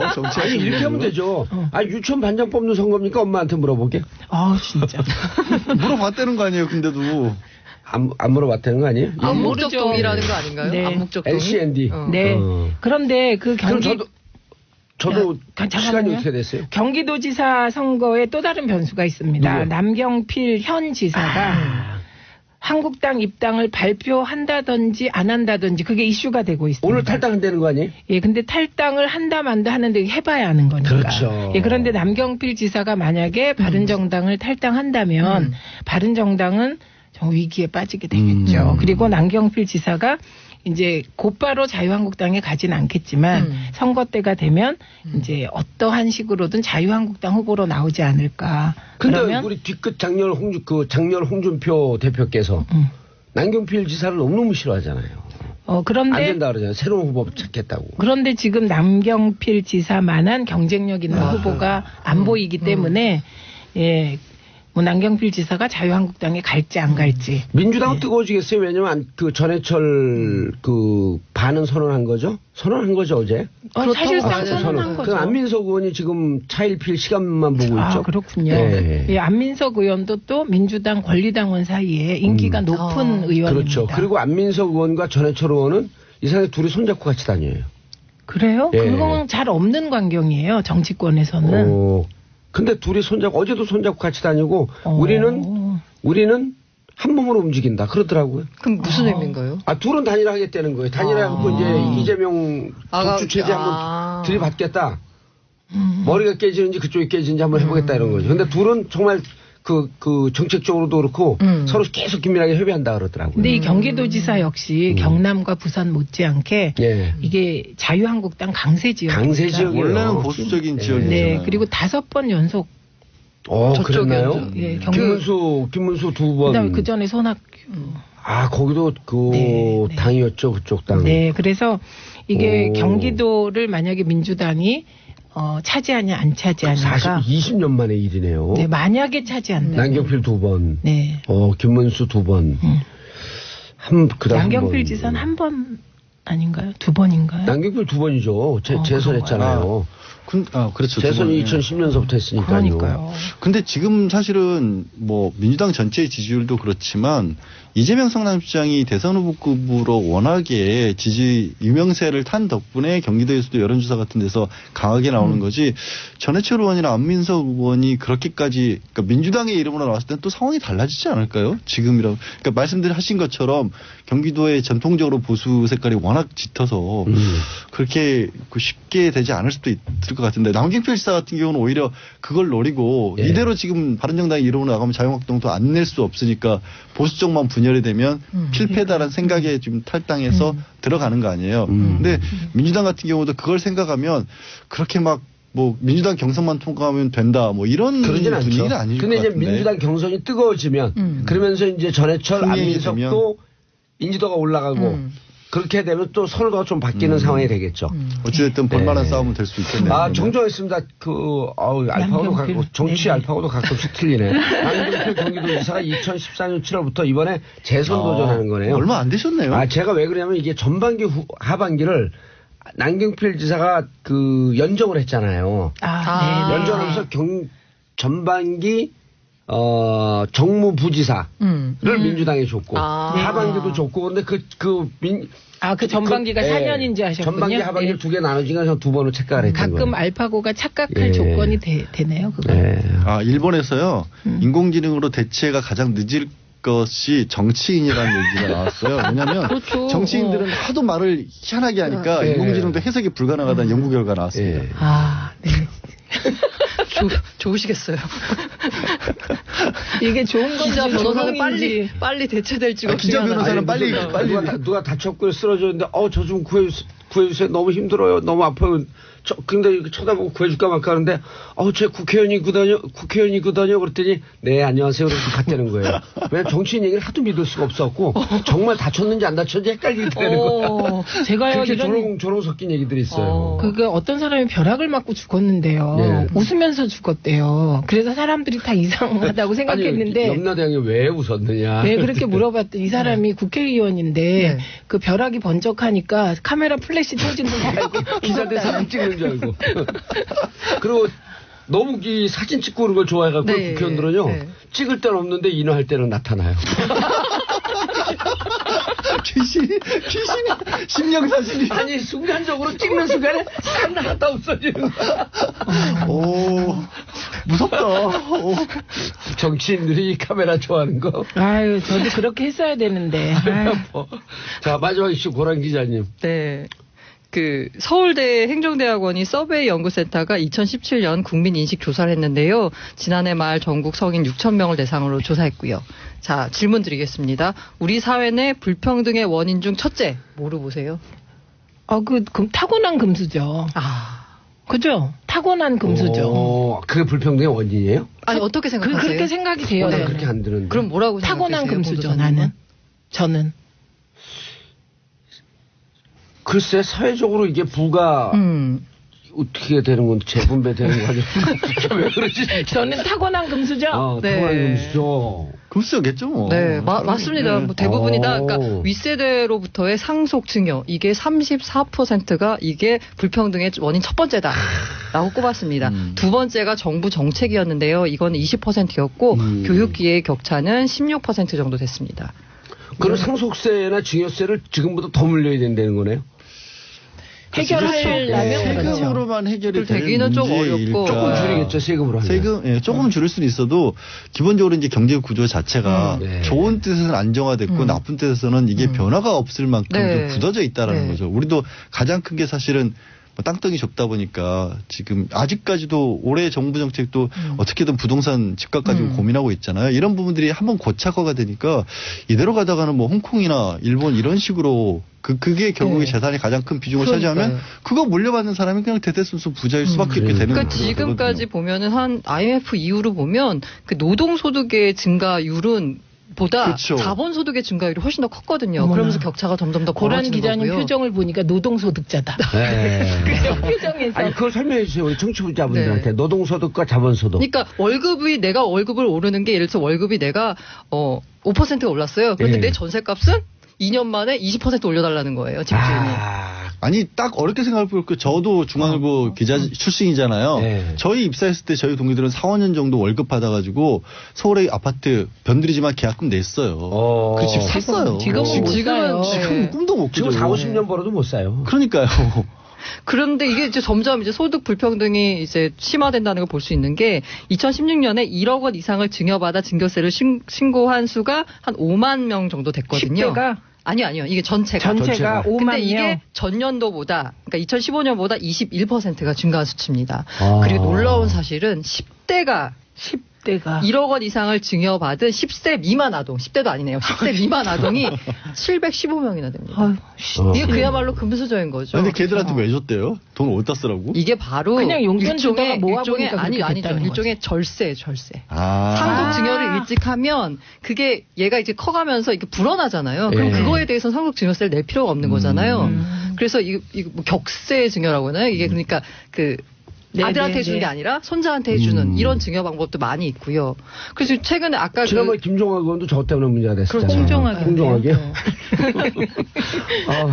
네. 큰일 날 뻔했다. 한상의 콤비라고 생각하세요. 손자 의원 경우에는 이게 장모님이 결정한 거라서 본인이 뭔가 오케이. 개입할 그렇죠. 네, 예. 그게 이렇게 없어서 깨알 그렇고. 옹호까지. 그런데 이렇게 자식들에게 어린 자식들에게 재산 물려주는 분들께 제가 한 말씀 드리면요. 네. 우리는 50이 넘게 살아봤잖아요. 진짜 돈과 재산은요. 50이 넘어서예요. 돈에 대한 의미를 알고 있을 때 돈이 나한테 붙어있을 돈이지 이렇게 일찍 증여받은 분들이 부모님 돌아가시고 난 다음에 네. 50 된 다음에 인생 망하면요. 회복을 못해요. 그러니까 40대까지는 실패도 했다가 네. 또 성공도 했다가 그걸 부모님께서 이렇게 지켜봐주면서 잘 살 수 있게끔 도와주는 게 맞는 거지. 그거 돈 주면요. 우리 친구들 잘 사는 애들 무지하게 많았었거든요. 40대 탕진하고 50대 행방불명되고 이런 애들 질비해요. 재벌 가문 중에서도. 참 재벌도요? 그럼요. 빅자리 재벌들. 자본주의가 놀라운 게 그런 염려를 하시는 분들을 위해서 또 금융회사 하는 은행들은 신탁 상품을 내놔서 그래서 우리 깨알같이 다 챙기고 있거든요. 예. 그래서 이렇게 하면서 이게 가장 큰 문제가 이게 소득 격차가 벌어지는 게 가장 큰 문제가 옛날엔 소위 말하는 계층 사다리라는 게 있었거든요. 네, 지금 계층 사다리 없잖아요. 교육이죠. 대표적으로 얘기할 수 있는 게 교육인 거고 뭐 쉽게 말해서 사시라고도 뭐 예를 들어 표현하자면 과거에는 정말 개천에서 용인하는 분들이 있었는데 지금은 뭐 로스쿨 뭐 일단 학비 자체가 네, 비싸니까 비싼 친구들만 들어가고 그래서 그나마 이걸 그 소득 격차를 최소화할 수 있는 게 국가에서 좀 더 많은 세금 내 갖고 이 그 분배에 네. 관여하는 이 수밖에 없어요. 네. 그렇죠. 네. 그래서 세금을 더 내야 된다. 그래서 아까 말씀드린 제 조사에서 보면 그 불평등을 완화할 수 있는 게 대책. 어떤 게 있냐라고 했을 때 제일 많은 답변이 뭐였냐면 제일 많은 게 뭐였어요? 바로 그냥 소득 격차 해소였어요. 특히 소득 격차 기업 해소. 내 임금 격차 해소. 지금 벌어진 이유가 비정규직, 정규직, 맞아요. 대기업과 네. 중소기업 여기 격차가 또 너무 크거든요. 그 IMF 때 우리나라 경제 세팅을 잘못한 거예요. 다시 IMF 이전으로 돌려야 돼. 그 격차가 좀 나는 거 어느 정도 있을 수밖에 없다고 보는데 비슷한 얘기를 여기 이 자리에서도 했던 게 그 바닥을 좀 두껍게 하자는 네, 거예요. 예, 예. 그러니까 조금 못 벌으시는 분들이라도 어느 정도까지 누릴 수 있을 만큼 누려주고 맞아요. 나면 그다음부터 저 사람은 저렇게 잘 살지만 나는 조금 별 보이지만 그래도 내 나름대로 행복할 수 있어. 이 내 구조를 버는 만들어야 거- 돼. 내 버는 것으로 행복하면 되는 그 거예요. 구조를 만들어야 되는데 그걸 우리 실패하고 그렇죠. 있으니까. 같은 아니 맥락에서- 그런데 최저임금 좀 맞아요, 올린 맞아요. 거 가지고 네. 이렇게 막 언론이 난리를 치니까 최저임금 올린 것도 되겠습니까, 지금. 기본 바탕에는 그게 그렇죠. 있는 거죠. 저소득층을 좀 더 올려주자라는 거는 저는요 거죠. 개천에서 그럼 용나는 거 저소득- 보고 싶어요. 저소득층에 대한 네.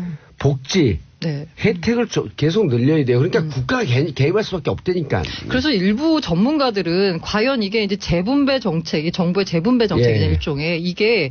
일종의 노동 의지를 꺾을 수 있다. 왜냐하면 원래 뭐 내가 이래서 벌었는데 세금으로 그렇게 많이 떼어가면 노동 의지가 꺾는다라고 그거예요. 해서 이제 뭐 오히려 성장을 꺾을 수 있다라고 비판하시는 분들도 있는데 대체적인 많은 분들이 너무 심각하다 불평등 문제가. 예. 지금은요 돈을 많이 버시는 분들은 노동에서 보는 거 아니에요. 노동은 잘 안 꺾여요. 예, 노동의지 안 꺾이고요. 자 개천에서 그거 주고, 용나는 시대를 위하여. 예, 개천에서 용나는 시대를 위하여 국가가 개입해야 한다. 네. 자, 세 분 인사하시고요. 네, 고맙습니다. 감사합니다. 전 광고 듣고 4부 여의도 미신타파.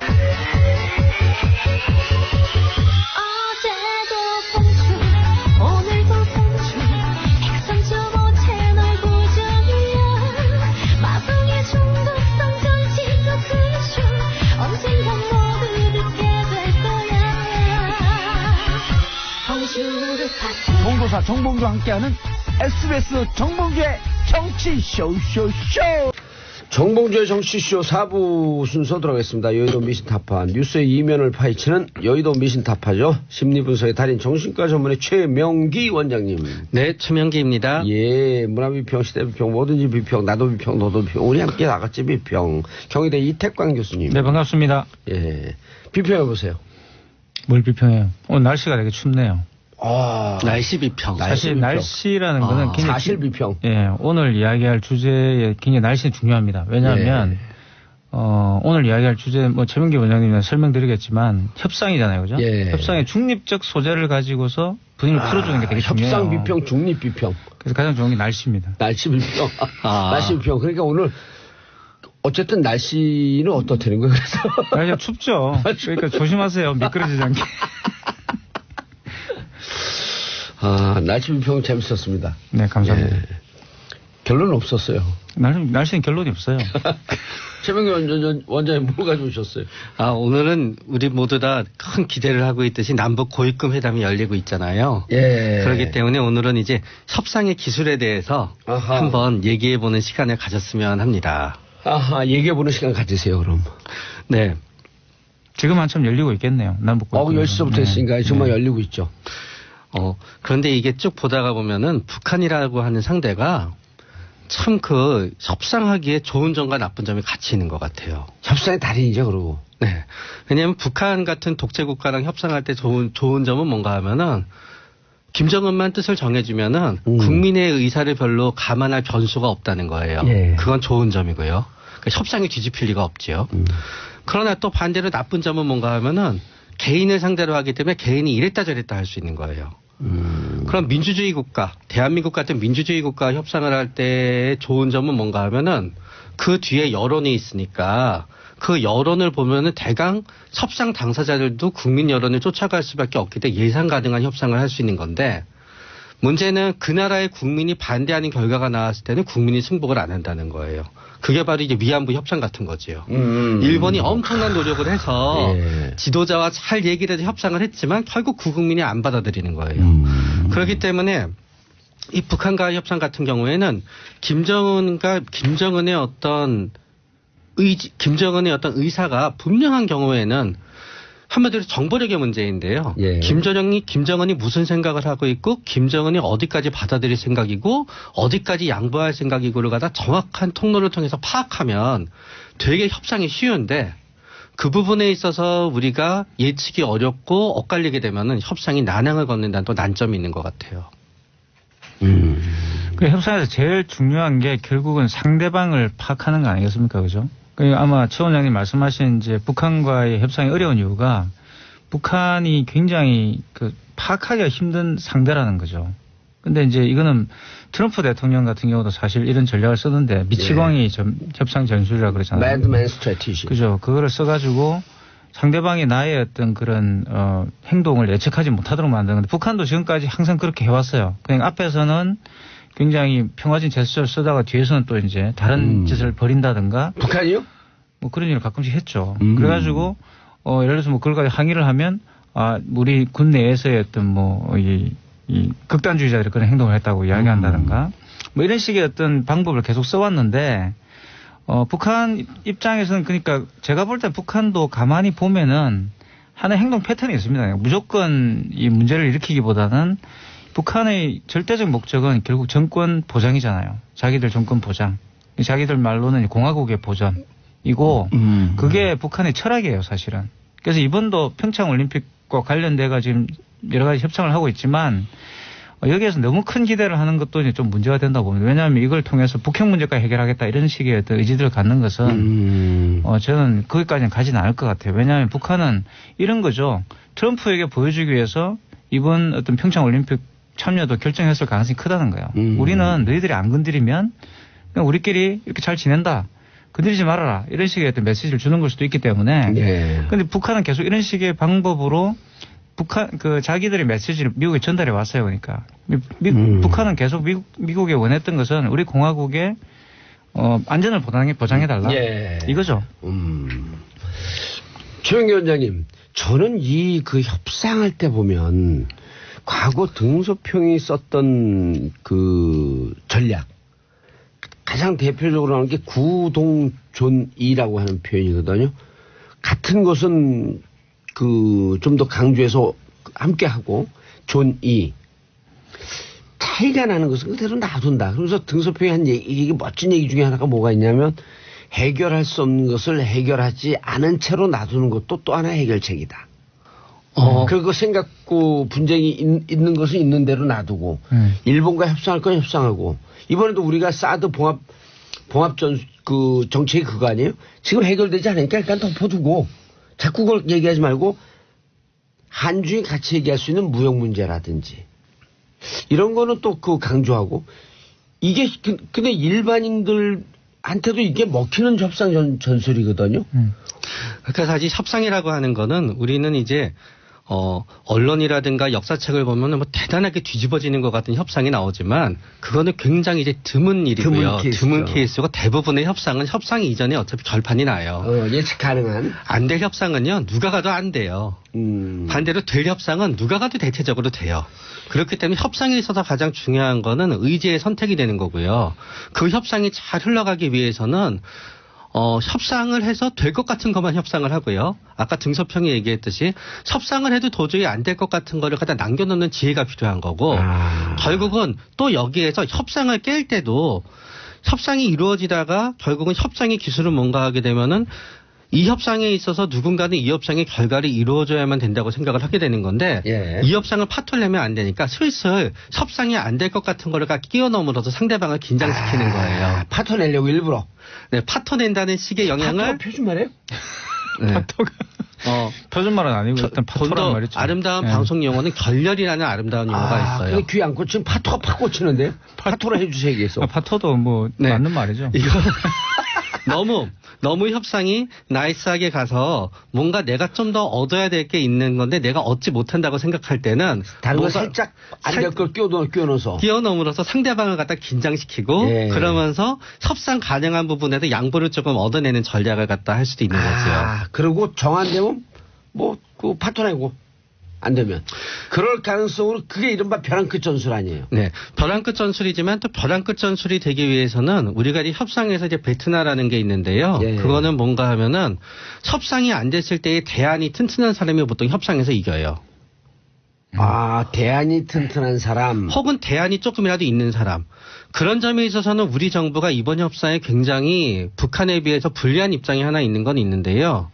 북한은 예를 들어서 이번 협상이 잘 안 된다고 생각하잖아요. 예. 그럼 제 생각 북한은 뭔가 한국과 협상이 잘 안 되게 되면은 좀 더 파격적인 조건을 미국한테 제시해서 미국과 협상을 시도할 수가 있고요. 지금도 이미 하고 있다 그러잖아요. 물밑 협상을. 네. 그렇기 때문에 북한은 한국과 협상에서 원하는 바가 없기 때문에 한국과 협상을 해서 요만큼 얻어내느니 그냥 많은 걸 양보하고 북한은 미국이랑 협상하는 쪽에 다른 어떤 플랜 B가 있는데 우리나라는 현재 북한이랑 협상이 깨지게 되면은 협상을 다른 당사자가 별로 없어요. 예. 그런 점에 있어서 이번 협상은 북한의 입장에서는 하나의 뒷수순이 남아있고 한국의 입장에서는 우리 대한민국의 입장에서는 북한과의 협상이 깨졌을 때 협상할 다른 부분이 없다는 부분이 예. 우리한테 조금 더 시급함을 주고요. 그리고 시간의 문제에서도 우리는 평창올림픽이 얼마 남지 않았기 때문에 우리가 갖고 있는 시간의 다급함이 북한이 갖고 있는 시간의 다급함보다는 조금 더 심한 부분이 있고요. 네. 그러고 나서 또 우리는 이 협상 결과가 국내 국민들의 사기에 미치는 영향이 있게 되는 건데 북한은 아직은 일부 SNS나 그런 거를 통해서 북한이 개방돼 있다 그러지만 북한은 협상 결과가 북한이 잘못하건 불리하게 되더라도 국민들한테 선전할 수 있는 나라거든요.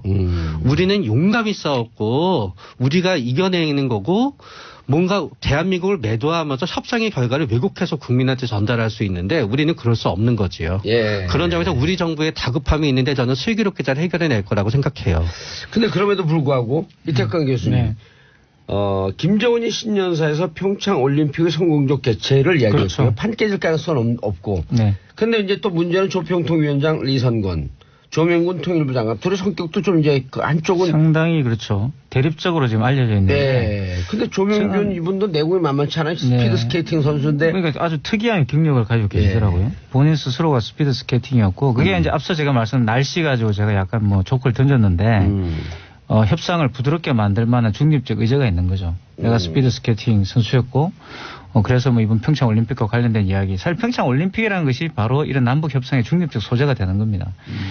이 영어로 협상이라는 말이 negotiation이잖아요. 그렇죠. negotiation. 이게 무슨 뜻이냐면요. 어원적으로 보면 no leisure예요. 바쁘다는 뜻입니다. 바쁜 일을 한다. 쉴 틈이 없다. no leisure. no leisure죠. 그러니까 여유가 없다는 이야기는 여가 시간이 없다는 이야기는 그만큼 바쁘다는 거고 주거니 받거니 해야 된다는 이야기예요. 핑퐁이 잘 왔다 갔다 해야 된다. 그러지 않으면 협상이 깨지는 거죠. 아하. 그래서 그 협상 테이블이 되게 중요한 것이고 그리고 사실 우리가 협상은 특별한 사람들이 한다고 생각하는데 사실 우리 일상이 사실 협상이잖아요. 그렇죠. 우리가 말 주고받는 것도 협상이에요. 그렇죠. 그 협상을 말을 많이 잘 하는 딱 거. 끊고. 그렇죠. 말을 조금 하게 되면 더 그 협상을 하고. 잘 해야지. 본인에게도 굉장히 좋은 어떤 결과들이 있는 건데, 그 상대방에도 좋은 결과가 있는 것이고. 그런데 저는 오히려 이 대립적 성격이 굉장히 좋은 협상의 어떤 조건이 될 수도 있다고 봅니다. 서로 이제 어떻게 보면 요철이 맞는 거잖아요. 주거니 받거니가 맞는 것이고. 저는 요철이 맞다고 생각하고 또 남북 관계에서 이 둘이 갖고 있는 어떤 그런 성격들이 보완 관계를 이룰 것이다. 요철이 맞는다는 게 일종의 케미가 잘 맞는다. 케미가 잘 맞는 합이 거죠. 합이 잘 그렇죠. 합의라는 것이 네고시에이션의 가장 중요한 저는 포인트라고 보는데 예. 이게 안 맞으면 사실 결렬될 수밖에 없는 거 아니겠어? 근데 그게 잘 맞는 두 분이 있는 것 같아요. 서로 성격이 똑같아도 저는 문제지 않을까 이런 생각이 드네요. 아까 이태권 교수도 말씀하셨고 우리 그 조명균이 아니라 이분 누구예요? 저 최명기라고 합니다. 반갑습니다. 갑자기 이제 아, 조명군에 보이네요. 갑자기 통일부 장관으로 갑자기 보이는데. 아, 이게 우리가 이거 하다 보면 그 좀 빙의가 되나? 빙의가 되는 빙의가 거예요. 되네. 여기 협상 테이블 같잖아요. 제가 장관님의 빙의 해볼게요. 이게요. 아니 진짜 이게 그 연기가 별로 있어요. 관심 없어요.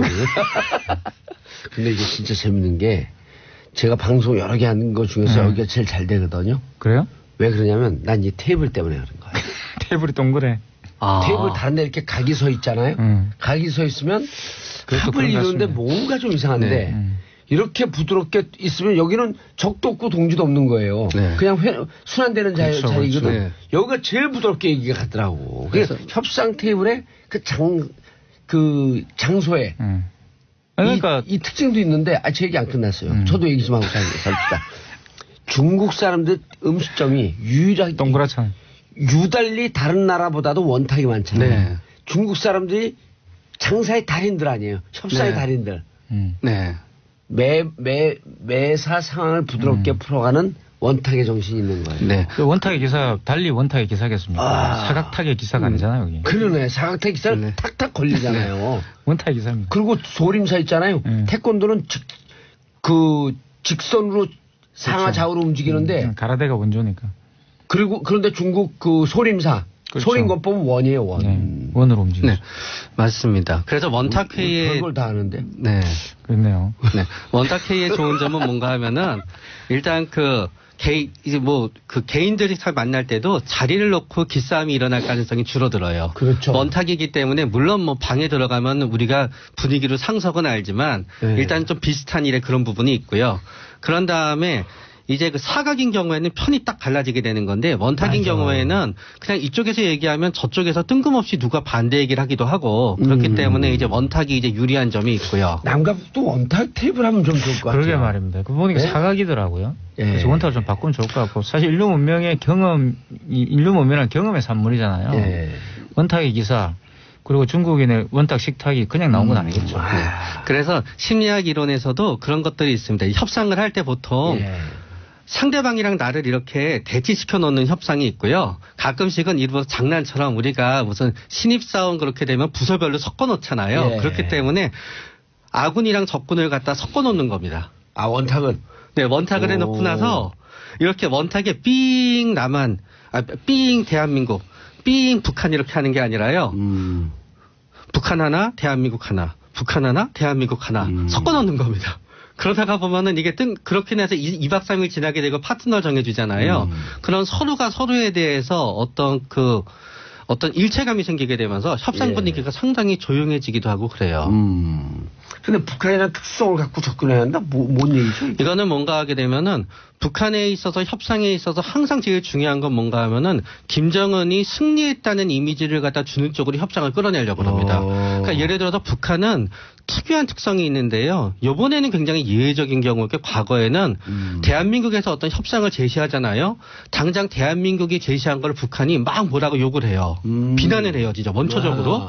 그러고 나서 두세 달 있다는 살짝 바꿔서 마치 지네들이 제시한 것처럼 그거를 포장해서 제시해요. 예. 그런 식으로 해야지 북한의 입장에서는 위대한 김정은이 뭔가를 제시했고 뭔가 적선하듯이 줬는데 저쪽이 받아들였다고 해야 되기 때문에 북한과의 협상에서 제일 골치 아픈 게 앞에서 한 얘기랑 뒤에서 한 얘기가 다를 때가 많아요. 북한을 불신하면 협상이 잘 안 될 텐데 저렇게. 북한을 저는 이해해야 된다고 봅니다. 아니 근데 일반적으로 협상을 잘하는 사람들 특징이 있어요?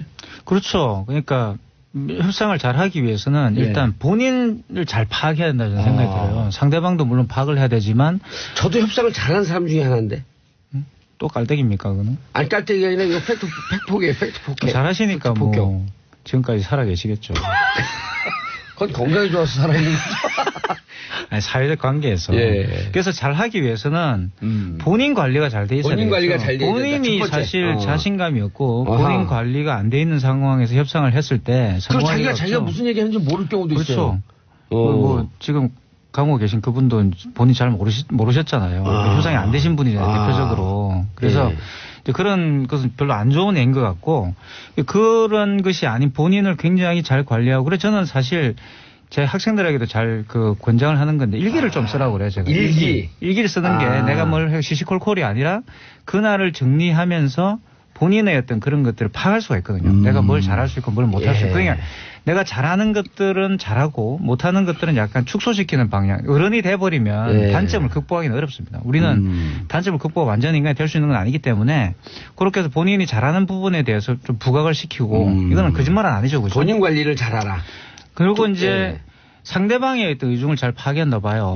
상대방의 의중을 잘 파악해가지고 그 사람이 이 협상에서 얻으려고 하는 게 뭔가라는 걸 파악한 뒤에 그 사람이 이야기하는 것보다 조금 더 높은 이야기들을 좀 제시해 주는 거죠. 이건 제가 한 이야기가 아니라 하버드에 있는 제임스 세베니우스라는 교수가 있습니다. 그 교수가 협상이라는 과목을 개설했어요. 거기서 했던 이야기예요. 거기서 그걸 한번 좀 들어봐야겠네. 보면은 상대방이 이야기하려고 하는 바를 미리 짚어가지고 그거보다 조금 더 앞선 내용을 이야기하면 이 사람이 자기가 생각했던 것보다 상대방의 의견들이 훨씬 더 이제 높다고 생각을 하게 되고 그것을 낮춰서 이제 협상을 하게 되는 거죠. 그게 쉽게 말하면 이제 일반적 재래시장에 가서 가격 흥정하는 거하고 되게 비슷해요. 그래서 이제 깎는 방식인 거죠. 그런 식으로 하라고 이야기를 합니다. 또 최원기 원장이 보기에서 일단 뭐 연봉 협상 같은 경우에는 제일 중요한 건 연봉 협상하기 2달 전부터 일을 열심히 하셔야 돼요. 근데 진짜 이거 아무것도 아닌 것 같지만 꼼수로 알려주는 것 같아. 아니 근데 이건 굉장히 중요합니다. 왜냐하면 이게 무슨 대기업이어도 한 달 전서부터 열심히 하면 안 돼요? 네? 한 달 전부터 한 달 두 달 전은 전서부터 열심히 하면 계속 열심히 하잖아. 아니 두 달이 굉장히 중요합니다. 두 달이 중요해요? 왜냐하면 왜요? 우리 대부분은 중소기업이나 중견기업에서 일하게 되잖아요. 거기는 인사고과가 대기업처럼 그렇게 체계적으로 되어 있지가 않아요. 지금 중소기업 폄하하는 발언하셨어요. 사과하세요. 사과합니다. 그러나 거기에선 보통 사장님이 모든 걸 좌우하고 사장님의 기억이 중요하기 때문에 한 달 전부터 열심히 하는 거로는 사장님도 딱 생각해요. 얘가 한 달 전부터 이렇게 하는구나라고 아는데 2달 정도부터 열심히 해야지 사장님이 올해는 뭔가 달라질 것 같은데 느낌을 가지게 돼요. 그러고 나서 중요한 점은 연봉 협상에서 얻은 결과를 얻고 나서도 한 달은 또 열심히 하셔야 됩니다. 꼼수만 알려주는 것 같아. 네. 그리고 두 번째는 뭔가 하면은 1년에 연봉 협상 2번 하면은 결국 6개월 동안 열심히 해야 되는. 근데 일단 이야기를 해봅시다. 그러니까 일반적으로 한국에서 회사를 다니시는 분들은 연봉을 협상의 대상으로 안 보는 경향이 있어요. 맞아요. 사장님 주는 대로 받지라고 생각하시는데 그게 아니고 연봉은 당연히 협상의 대상이 됩니다. 그거를 하지 말고 이분들이 지금 쓸데없는 귀중한 시간에 쓸데없는 얘기를 하고 계시네. 우리 그 출연료 협상을 어떻게 하면 잘할 거냐 그걸 얘기해 봅시다. 일단 저는 출연료는 협상 안 합니다. 왜요? 저는 도사님한테 모든 걸 맡기고요. 네, 그런 태도로 가시면 안 돼요. 협상을 해야 돼요. 협상을 해야 되고. 도사님과 저는 회사에 모든 걸 맡깁니다. 나 안 맡겨요 저는. 아니 제가 이제 예전에 제가 외국에 공부할 때 그 연구원을 지원한 적이 있는데 굉장히 이상한 게 우리하고 좀 다른 점이 네가 원하는 연봉을 적어라 이렇게 또 해놨더라고요. 맞아요. 원래 그래요. 굉장히 이상한 거예요. 그러니까 저는 이제 그런 적이 한 번도 없기 때문에 주는 대로 받아왔기 때문에 아니 이건 뭐지라고 생각해. 굉장히 미안한 거야. 내가 적으려고 그러니까. 그래서 이제 제가 굉장히 고민을 했는데 제 친구가 영국 친구였는데 저한테 그렇게 팁을 주더라고요. 거기에서 얼마를 원하는지를 적어라. 물어봐라라고. 그럼 회사 조금 더 체계적으로 나가는 회사는 연봉을 얼마 쓰고 그렇죠. 이 연봉을 받아야 될 근거로 3가지를 적으셔야 되는 그래서 이야기를 하더라고요. 그래서 일단 물어보라 그러더라고요. 그래서 제가 물어보니까 이야기를 하더라고요. 그게 맞춰서 제가 이 정도면 제가 갈 수 있겠다라고 이제 편지를 해가지고 된 적이 있는데 그런 방식이 가장 좋은 것 같습니다. 그러니까 회사 쪽에서 물어보면 다시 이제 물어보는 얼마를 원하시고 물어보는 건 전혀 문제가 안 되고요. 그런 거는 하셔도 됩니다. 그리고 일반적으로 네고시에이션의 그 룰을 정하는 게 한 10% 정도나 20% 정도를 본인이 이제 제시하는 것도 하나의 방법이죠. 최명기 원장님, 연봉 협상 때 정보력이 중요하다. 리더 스타일에 맞춰갖고 예를 들어 그 리더가 아주 공격적이고 깐깐하면 정말 정확한 정보를 갖고 할 것이고 두루뭉술한 거 갖고 옆에서 아까 얘기했듯이 꼼수를 부리면서 이렇게 아부할 듯이 할 것이고. 근데 리더 스타일이 중요한 이유는 실제로 어떤 사장님들은요, 막 이렇게 협상하다가 울면 올려주는 분들이 있습니다. 그래요? 네, 울면 마음이 약해져서 올려줍니다. 반대로 어떤 사장님들은 울기 시작하면은 오히려 막 본인이 불편해지니까 빨리 끝내려고 하는 겁니다. 그러면서 올려주고 끝낼 거 아니에요? 아닙니다. 저는 그런 문화는 네. 좀 척결된다 네. 생각합니다. 대신 이제 아니 울면 울려주고 안 울면 안 울려주고 이건 좀 아니다. 한 얘기인 거예요. 노동의 능력. 합리적으로 어떤 선생님은 네. 어떤 사장님은 합리적으로 쭉 설명하는 걸 좋아하지만 예. 어떤 사장님은 합리적으로 쭉 설명하면 설명할수록 싫어하고. 뭔가 본인을 가르치려고 들기 때문에 싫어하게 되는 겁니다. 감정과 정서에 호소해야 될 사람도 네. 있고. 그러나 또 우리 사장님들도 또 우리 협상을 최명재 할 때 사장님은 뭐 어떤 걸 좋아하세요? 전 직원이 없습니다. 본인이 그리고 뭐야. 저는 협상을 저는 제가 어떤 협상을 잘 못하시죠? 협상을 잘 못하기 때문에 저는 항상 올려줬습니다. 네. 그런데 그런 제 생각에는 또 이런 게 있어요. 보통 이게 직원들한테 사장님들의 생각에는 엄청난 돈일 수도 있지만 그 작은 돈을 갖다 어거지로 깎아서 직원의 마음을 상하게 하고 나서 그 회사가 잘 돌아가는 법이 없더라고요. 그래서 저는 그냥 저주를 뻗으세요. 저는 그래서 조금 더 올려주더라. 조금 남보다는 조금 더 주는 게 그 직원한테 자존감이더라고요. 노동자는요 월급 많이 주고 잘 놀게 해주면 열심히 일해요. 네네. 그렇기 때문에 너무 직원을 상대로 각박하게 굴지 말라는 게 제가 사장님께 드리고 싶은 거고 그런 회사가 나중에 조금은 더 잘 됩니다. 저는 이제 엄청난 갑을 복지는 관계에서 아니지만서. 갑인 사장님들도 연봉 협상을 그냥 내 돈 더 뺏어가려는 협상이라 보지 마시고 예. 회사를 잘 경영하기 위한 것이라고 보시면 좋을 것 같아요. 알겠습니다. 자, 오늘부터 청취율 조사 기간입니다. 청취율 조사 전화 받으시면 당황하지 마시고 SBS 러브 FM 정봉주의 정치쇼 진행자 정봉주라고 대답해 주시면 감사하겠습니다. 자, 두 분 인사하시고요. 네, 감사합니다. 예, 남북 회담이 진행되고 있습니다. 평화를 사랑하는 대한민국 국민 여러분 잘 되기를 기원하면서 감사합니다. 땡큐 피스 코리아.